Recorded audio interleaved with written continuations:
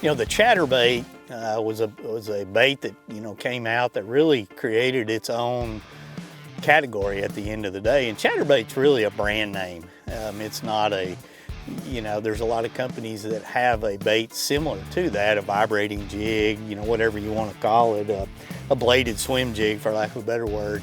And each one of those companies now have baits that have different actions, they have different styles of hooks, they have different keepers on them, they make a different noise, and thus there's a time and a place for each one of them out there. Because what I've noticed when I fish that style of baits, and I've fished a lot of different ones over the years, one will outperform the other at certain times. It's just going to have a different action, a different sound, a different cadence, or whatever it may be, but there are certainly times when one outperforms the other.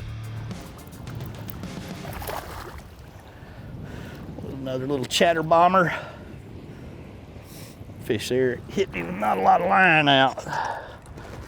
You know, I think if you look back at a lot of the early models of this style of bait, they had problems. You lost a lot of fish. The hook probably wasn't designed perfectly for them. You could wear out the lead head when you caught too many, which was a good problem to have.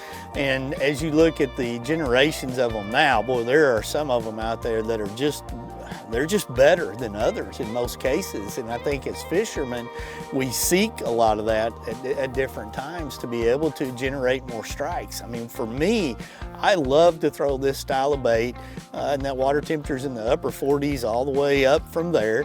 And I look for different action based on the time of the year and the bait fish that I think the fish are targeting. Boy, what a soft bite, and that's not uncommon with this style of bait. He just got heavy and mushy.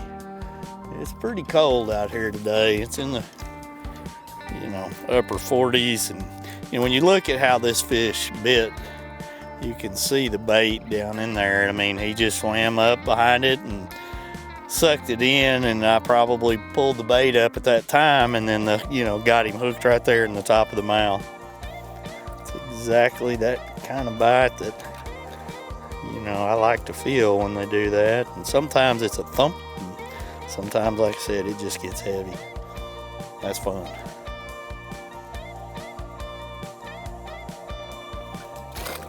Let's see if we can't catch another one. I mean, when you fish these baits, it's just finding that rhythm. I truly believe that when you find that rhythm of what those fish want and you get around them, you can get them to bite, even though it may be a super cold day, tough fishing, you know, pulling it through that grass. Could be a steady retrieve with a pump, could be a hop, it could be a yo-yo, you know, it could be a bait change. It's just whatever it takes to get one to load up, and that's a pretty common way to catch them. He just sucked that thing all the way in and got mushy, and I put him in the boat.